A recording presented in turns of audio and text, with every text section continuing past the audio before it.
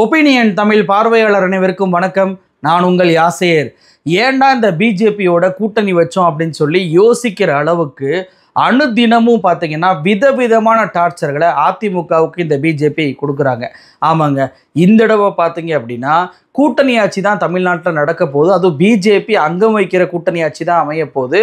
அதிமுகவிலிருந்து ஒருத்தர் ஒரு முதலமைச்சராக பொறுப்பேற்பார் அப்படின்னு சொல்லி உள்துறை அமைச்சரான அமித்ஷா அவர்கள் சொன்னதுலேருந்தே பார்த்தீங்கன்னா அதிமுகவுடைய கூடாரமே வெளவெளுத்து போயிட்டாங்க அப்படின்னே சொல்லலாம். ஏன்னா இந்த கூட்டணி ஆட்சி அப்படின்ற பதம் அதிமுகவை பதற வச்சிருக்கு. ஏன் அவங்கள பதற வைக்குது அப்படின்னா 1980 நடந்த அந்த தேர்தல்னால தான்.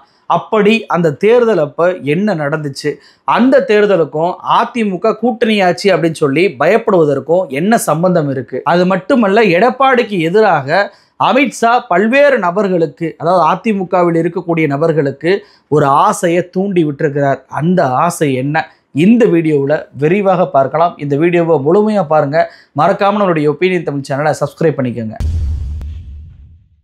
தேர்தலுக்கு இன்னும் ஒரு வருஷம் இருக்கும்போது யாராவது புது கூட்டணியில் போய் இணைவாங்களா அப்படின்னு சொல்லி எல்லோருமே நினைக்கக்கூடிய அளவுக்கு திடீர்னு பார்த்தீங்க அப்படின்னா அதிமுக பாஜக கூட்டணி என்பது அறிவிக்கப்பட்டுச்சு. அந்த கூட்டணி அறிவிக்கக்கூடிய அந்த இடத்துலையே பிரஸ் மீட்லேயே தமிழ்நாட்டில் கூட்டணி ஆட்சி தான் அமைப்போம் அப்படின்னு சொல்லி அமித்ஷா அவர்கள் அறிவிச்சார். அண்ணாமலையை நாங்கள் கொண்டு வரவே மாட்டோம்னு சொல்லிட்டு இப்போ அண்ணாமலையை மிகப்பெரிய அளவுக்கு பேச வச்சுட்டாங்க.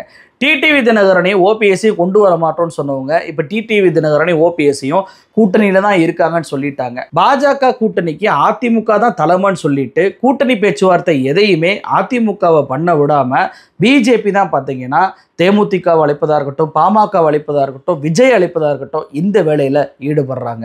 நயினார் நாகேந்திரனும் எங்களுக்கு 40 தொகுதியில் நிற்கணும், 40 சீட்டு கொடுங்க அப்படின்னு சொல்லி கேட்குறாரு. மதுரைக்கு வந்த அமித்ஷாவோ எங்களுக்கு 50 சீட்டு வேணும் அப்படின்னு சொல்லி கேட்குறாரு. அண்ணாமலையோ கூடுதலாக போயிட்டு அதிமுக நிற்கிற தொகுதியில் சரிபாதி எங்களுக்கு வேணும், 1/2 எங்களுக்கு கொடுத்துருங்க அப்படின்னு சொல்லிட்டு அவர் மோடிக்கு ஒரு கடிதத்தை அனுப்புகிறாரு. ஒடிசாலையும் டெல்லியிலையும் எப்படி ஜெயிச்சோமோ அதே மாதிரி தமிழ்நாட்டிலையும் பிஜேபியுடைய ஆட்சி அமைப்போம் அப்படின்னு சொல்லிட்டு அமித்ஷா மீட்டிங் போட்டு பேசினாரு. முருகன் மாநாடு அப்படின்ற பேர்ல ஒரு மாநாடை போட்டு அங்கே பெரியார் அண்ணாவுக்கு எதிராக வீடியோவை ஒளிபரப்பி அதிமுகவுக்கு சங்கடத்தை ஏற்படுத்தினாங்க. இப்போ எச் ராஜா ஒரு படி மேல போய் என்டிஏவுடைய முதலமைச்சர் வேட்பாளர் யார் அப்படின்றதையே தேசிய தலைமை தான் முடிவு பண்ணும் அப்படின்னு சொல்லி சொல்லக்கூடிய அளவுக்கு தினமும் பார்த்தீங்க அப்படின்னா விதவிதமான முறைகளில் அதிமுகவுக்கு டார்ச்சரை இந்த பிஜேபி கொடுத்துக்கிட்டே இருக்கிறாங்க. இப்போ அது எங்கே வந்து நின்றுருக்கு அப்படின்னா உள்துறை அமைச்சரான அமித்ஷா தமிழ்நாட்டில் கூட்டணி ஆட்சி தான் அமைப்போன்னு சொல்லி பேசிக்கிட்டு இருந்தார். இன்னைக்கு ஒரு படி மேலே போயிட்டு அதிமுகவில் ஒருத்தர் முதலமைச்சர் ஆவார் அப்படின்ற சொல்லக்கூடிய அளவுக்கு வந்துட்டார். இது மிகப்பெரிய அளவுக்கு அதிமுகவுக்கு பதற்றத்தையும் வர வச்சிருக்கு, அதே நேரத்தில் சிலருக்கு ஆசையும் தூண்டி விட்டுருக்கு. முதல்ல இந்த பதற்றத்தை பார்த்துடலாம். அதிமுகவை பொறுத்த வரைக்கும் இந்த கூட்டணி ஆட்சி அப்படின்ற பதத்தை கண்டு ஏன் அஞ்சுறாங்க தெரியுமா? 1980 நடந்த அந்த தேர்தல்னால தான். அப்படி 1980 என்ன நடந்துச்சு அப்படின்னா, நம்மலாம் நினைக்கிறோம் எம்ஜிஆரை கலைஞர் அவர்கள் தோற்கடிச்சதே இல்லை அப்படின்னு சொல்லிட்டு. ஆனால் 1980 நடந்த நாடாளுமன்ற தேர்தலில் மிகப்பெரிய அளவுக்கு எம்ஜிஆரை வீழ்த்துறாரு கலைஞர் அவர்கள். அந்த நாடாளுமன்ற தேர்தலில் திமுக கூட்டணி 37 தொகுதியிலையும் எம்ஜிஆருடைய அதிமுக கூட்டணி 2 தொகுதியில் மட்டும்தான் வெற்றி பெறுறாங்க. 55% அந்த ஓட்டு சதவீதத்தை திமுக கூட்டணி எடுக்கிறாங்க. இந்த தேர்தல் முடிஞ்ச உடனே பார்த்தீங்கன்னா அதிமுக ஆட்சியின் மீது ஊழல் குற்றச்சாட்டு வைக்கப்பட்டு ஒன்றிய காங்கிரஸ் அரசு அதிமுகவுடைய ஆட்சியவே கலைச்சிடுறாங்க. இப்படி கலைச்சதுனால 1980 சட்டமன்ற தேர்தல் அறிவிக்கப்பட்டுச்சு. ஆனா அந்த தேர்தலில் அதிமுக மீண்டும் அசுர பலத்தோட 162 தொகுதியை வெற்றி பெறாங்க. ஆனா எம்பி தேர்தலில் வென்ற திமுக கூட்டணியோ வெறுமன 69 தொகுதியில் மட்டும்தான் ஜெயிச்சாங்க. ஏன் தெரியுமா? என்ன நடந்துச்சு தெரியுமா? இன்னைக்கு எப்படி தமிழ்நாட்டில் கூட்டணி ஆட்சி அமைப்போன்னு சொல்றாங்களோ அதே போலதான் அன்னைக்கு அந்த தேர்தலை திமுக காங்கிரஸ் கூட்டணி சந்திச்சாங்க. தமிழ்நாட்டில் கூட்டணி ஆட்சி அமைப்போம் அப்படின்ற மாதிரி காங்கிரஸும் திமுகவும் சரிபாதி தொகுதிகளை பிரிச்சுட்டு போட்டிக்கிட்டாங்க. அதாவது காங்கிரஸை பொறுத்த வரைக்கும் 114 சீட்லையும் திமுக 112 சீட்லையும் போட்டியிடுவதாக அறிவிக்கப்பட்டுச்சு.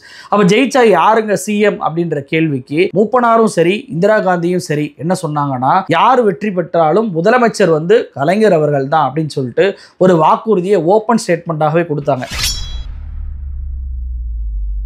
ஆனா அப்படி சொல்லிய போதும் கூட பாத்தீங்கன்னா யாருக்கு அதிக சீட் ஜெயிக்கிறாங்களோ அவங்க தான் சிஎம் ஆவாங்க அப்படின்ற ஒரு பதற்றம், ஒரு பீதி கிரவுண்டில் ஏற்பட்டதுனால இந்த கூட்டணி மிகப்பெரிய அளவுக்கு சரிவு செஞ்சாங்க. எந்த அளவுக்கு அப்படின்னா காங்கிரஸ் 114 தொகுதியில போட்டியிட்டு வெறும் 31 சீட்டு தான் ஜெயிச்சாங்க. ஆனா திமுக 112 தொகுதியில போட்டியிட்டு வெறும் 37 தொகுதி தான் ஜெயிச்சாங்க. எம்ஜிஆர் அலை அப்படின்னு சொல்லக்கூடிய தேர்தலான 1977 தேர்தலில் கூட திமுக தனித்து போட்டியிட்டு 49 தொகுதியில் வெற்றி பெற்றாங்க. ஆனா கூட்டணி அமைச்சுமே 37 தொகுதி தான் ஜெயிக்க முடிஞ்சு. அதற்கு மிக முக்கியமான காரணம் இந்த கூட்டணி ஆட்சி அப்படின்ற பதம் தான். ஏன்னா தமிழ்நாட்டு மக்களை பொறுத்த வரைக்கும் கூட்டணி ஆட்சி அப்படின்னு சொல்லி அப்ரோச் பண்ண தேர்தல் அத்தனையுமே அந்த கூட்டணி என்பது தோல்வியை தான் சந்திச்சிருக்கு. இப்படியான நிலைமை நமக்கு வந்துருமோ அப்படின்ற அச்சம் அதிமுகவுக்கு ஏற்பட்டிருக்குங்க. ஆனால் இப்படியான நிலைமை ஏற்படணும் அப்படின்றக்காண்டி தான் தொடர்ச்சியாக தமிழ்நாட்டில் கூட்டணி ஆட்சி அப்படின்ற வார்த்தையை திரும்ப திரும்ப பிஜேபி பேசிக்கிட்டே இருக்கு. வெறுமன கூட்டணி ஆட்சின்னு சொல்லி அதிமுகவை தேர்தலில் தோற்கடிப்பது மட்டுமல்ல, எப்படி பீகாரில் நிதிஷ்குமாரை வந்துட்டு சிராக் பாஸ்வானை வச்சு மிகப்பெரிய அளவுக்கு வீழ்ச்சி அடைய வச்சு அவங்க அதிகமான எம்எல்ஏக்கள் தொகுதியை வென்றாங்களோ அதே போன்ற ஒரு சூழ்ச்சியை 2026 தேர்தலில் அதிமுகவுக்கு எதிராக பிஜேபி பயன்படுத்த தான் போறாங்க. இப்படியான ஒரு அச்ச உணர்வு ஏற்பட்டதுனால தான் மிகப்பெரிய அளவுக்கு பீதியில இந்த அதிமுக இருக்கிறாங்க. அதனால தான் திரும்ப திரும்ப கூட்டணி ஆட்சி அப்படின்றதெல்லாம் கிடையாது, தேர்தல் கூட்டணி மட்டும்தான் அமைச்சிருக்கும் அப்படின்ற வார்த்தையை அதிமுகவுடைய 2ஆம் கட்ட தலைவர்கள் பயன்படுத்துறாங்க. சரி, இது கூட்டணி ஆட்சியை கண்டு பதற்றம் அடையுது. சிலருக்கு ஆசையை தூண்டி விட்டார் அமித்ஷான்னு சொன்னல, அது என்ன தெரியுமா? அதாவது அமித்ஷாவை பொறுத்த வரைக்கும் அவர் என்ன சொல்றாரு அப்படின்னா அதிமுகவிலிருந்து ஒருவர் முதலமைச்சர் ஆவார் அப்படின்ற வார்த்தையை பயன்படுத்துறாரு. ஏன் நேரடியாக எடப்பாடி பழனிசாமி அப்படின்னு சொல்லல? ஏன்னா அமித்ஷாவை பொறுத்த வரைக்கும் வட இந்திய சேனலுக்கு பேட்டி கொடுக்கல. அப்படி வட இந்திய சேனலுக்கு பேட்டி கொடுத்திருந்தா கூட சரி, அதிமுகவிலிருந்து ஒருவர்னா அது இபிஎஸ் தான். வட இந்திய சேனலுக்கு இபிஎஸ்னா யாரும் தெரிய போதா, அதனால கூட்டணி தலைமையில் இருக்கக்கூடிய கட்சியை சொல்லியிருக்காரு அப்படின்னு சொல்லிட்டு நம்ம கடந்து போகலாம். ஆனா அமித்ஷா கொடுத்த பேட்டி என்பது தமிழ்நாட்டை சேர்ந்த தினமலரும் தினத்தந்திக்கு மட்டும்தான். அவங்களுக்கு எடப்பாடி பழனிசாமின்னு நேரடியாகவே சொல்லலாம். அந்த கருத்துக்கள் தமிழ்நாட்டு மக்களுக்கு தான் வரப்போகுது. அப்படின்றப்போ ஏன் எடப்பாடி பழனிசாமி முதலமைச்சர் அப்படின்ற வார்த்தையை அமித்ஷா பயன்படுத்தல? இங்கே தாங்க அமித்ஷாவுடைய ட்விஸ்ட் இருக்கு. என்ன தெரியுமா? அதிமுகவிலிருந்து ஒருவர் முதலமைச்சர் அப்படின்னா கண்டிப்பாக எடப்பாடி பழனிசாமியாகவும் இருக்கலாம், அல்லது எடப்பாடி பழனிசாமி இல்லாமலும் போகலாம், யார் வேண்டுமானாலும் வரலாம் அப்படின்ற ஒரு ஆப்ஷன் வருதா இல்லையா? அப்போது இங்கே இபிஎஸ்க்கு அடுத்த கட்டத்தில் இருக்கக்கூடிய வேலுமணியும் இருக்கட்டும், தங்கமணியாக இருக்கட்டும், முனுசாமியாக இருக்கட்டும், இன்னும் பிற 2ஆம் கட்ட தலைவர்கள் அத்தனை பேருக்குமே முதலமைச்சர் ஆசையை இங்கே அமித்ஷா தூண்டி விடுறார். ஏன்னா ஏற்கனவே இபிஎஸ்க்கு எதிராக செங்கோட்டையனை மூவ் பண்ணி செங்கோட்டையனை இந்த கட்சியை கைப்பற்றுவதற்கு முயற்சிகளை பிஜேபி பண்ணாங்க. ஆனால் அது கைகூடி போகாததுனால செங்கோட்டையன் இப்போ அமைதியாக இருக்கிறார். செங்கோட்டையன் மீது எடப்பாடி பழனிசாமியே நடவடிக்கை எடுக்கலை. அப்படி இருக்கும்போது யாரெல்லாம் தங்களுடைய மண்டலங்களில் அதிகமான எம்எல்ஏக்களை வெற்றி பெற வைக்கிறாங்களோ அவங்களுக்கு சிஎம் பதவியை கொடுக்கலாம், அல்லது அவங்களுக்கு எடப்பாடி பழனிசாமியுடைய அந்த பதவியை கொடுக்கலாம் என்று அமித்ஷா இப்போது கணக்கு போட்டுட்டார். இது வெற்றி பெற்றா மட்டும் கிடையாதுங்க, தோத்து போனாலும் தான். தோத்து போனாலும் கூட, அதாவது அதிமுக பிஜேபி கூட்டணி தோற்று போனாலும் யாருக்கு அதிகமான எம்எல்ஏக்கள், எந்த மண்டலத்தில் யார் அதிகமான எம்எல்ஏக்களை தங்கள் வசம் இழுக்கிறாங்களோ அவங்கள எடப்பாடி பழனிசாமியுடைய பொதுச் செயலாளர் இடத்துல அமர வைப்பதற்கான வேலையில் அமித்ஷா ஈடுபட போறார். அதாவது எடப்பாடி இல்லாத ஒன்றிணைந்த அதிமுகவும் சரி, ஓபிஎஸும் சரி, டிடிவி தினகரும் சரி, சசிகலா இவங்க எல்லாருமே ஒன்றிணைத்து நாமெல்லாம் ஒன்றா இருக்கணும். பாருங்க, எடப்பாடி தலைமையினால தொடர்ச்சியான தோல்விகளை நம்ம சந்திச்சுட்டே இருக்கோம், நாம இனிமே வெற்றி கூட்டணியை அமையணும் அப்படின்னா தலைமையில ஒரு மாற்றம் வரணும் என்ற எண்ண ஓட்டத்தை அதிமுக தொண்டர்களுக்கு அவங்க ஈஸியாக ஏற்படுத்திடுவாங்க.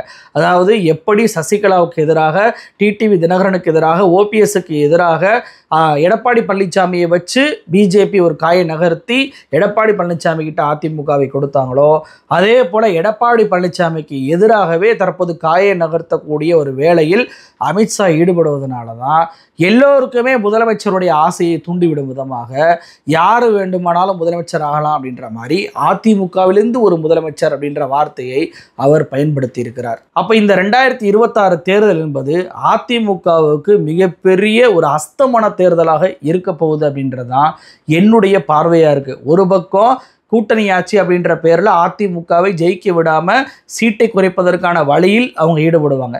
இன்னொரு பக்கம் யார் அதிக எம்எல்ஏக்களை வெற்றி பெறாங்களோ, எந்த மண்டலத்தில் அதிக எம்எல்ஏக்கள் வாங்குறாங்களோ அவங்கள உட்கார வைப்பதற்கான வேலையில் பாஜக ஈடுபடும். அப்போ ஒட்டுமொத்தமாக இன்னொரு பிளவை அதிமுக சந்திக்க போகிறது அப்படின்றதான் அமித்ஷாவுடைய பிளானாக நம்மளால பார்க்க முடியுதுங்க. ஏன்னா பிஜேபி அதிமுக அப்படி ஒன்று ஈஸியாக ஆட்சி கட்டலில் உட்கார வைக்க விட மாட்டாங்க. ஏன்னா அவங்க டார்கெட் பண்ணுற இடமே அதிமுகவுடைய இடத்தை தான். அதிமுகவை கீழே தள்ளிட்டு நம்ம இரண்டாவது கட்சியாக மாறணும், நாம திமுகவா பிஜேபியான்ற ஒரு நிலைப்பாட்டோடு தான் இனி வரக்கூடிய தேர்தலை மையப்படுத்தணும் அப்படின்றது தான் பிஜேபியோட டார்கெட்டே.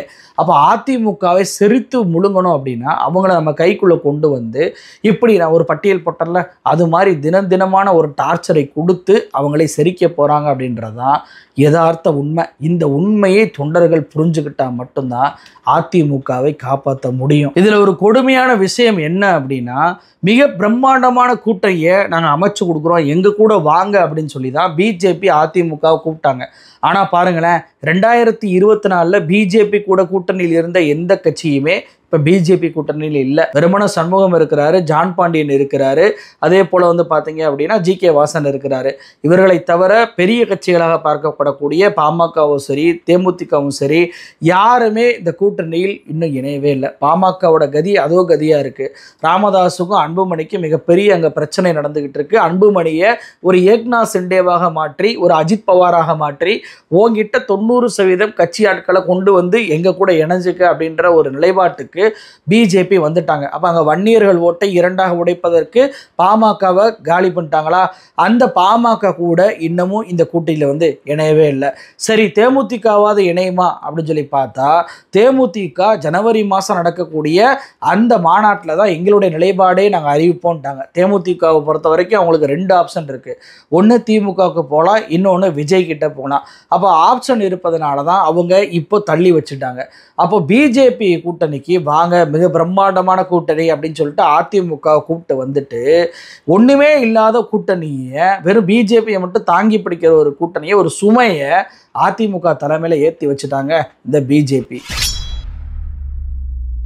அப்போ இந்த 2026 தேர்தலில் ஆளுங்கட்சிக்கு திமுகவுக்கு எதிராக இருக்கக்கூடிய ஓட்டுகளை, அதிமுகவுக்கு வர வேண்டிய ஓட்டுகளை விஜய் ஒரு பக்கம் மிகப்பெரிய அளவுக்கு பிரிக்க போகிறார், இன்னொரு பக்கம் சீமான் பிரிப்பார். அதிமுகவுக்கு வர வேண்டிய ஓட்டு வராமல் போகும். ஆனால் அதிமுகவுடைய ஓட்டுகளை எல்லாம் பிஜேபி வாங்கி தங்களுடைய வாக்கு சதவீதத்தை அதிகரிக்கக்கூடிய வாய்ப்பு என்பது அதிகமாக இருக்குது. பல இடங்களில் அதிமுகவை காட்டிலும் திமுகவுக்கு போட்டி போட்டது பிஜேபி தான் அப்படின்ற ஒரு எண்ண ஓட்டத்தை கண்டிப்பாக இங்கே ஏற்படுத்துவதற்கு தான் இந்த தேர்தலை மிக தெளிவாக கை நகர்த்தி பிஜேபி பண்ணிக்கிட்டு இருக்கிறாங்க. இது அதிமுகவுக்கு தெரிந்தும் கூட அடிமைத்தனமாக அவர்கள் அடங்கி போகக்கூடிய வேலையில் ஈடுபடுறாங்க. அது அவர்களுக்கு அழிவை தான் கொடுக்க போகுது. பொறுத்திருந்து பார்ப்போம் அமித்ஷாவுடைய பிளான் எப்படி போகுது அப்படின்னு சொல்லிட்டு. நன்றி.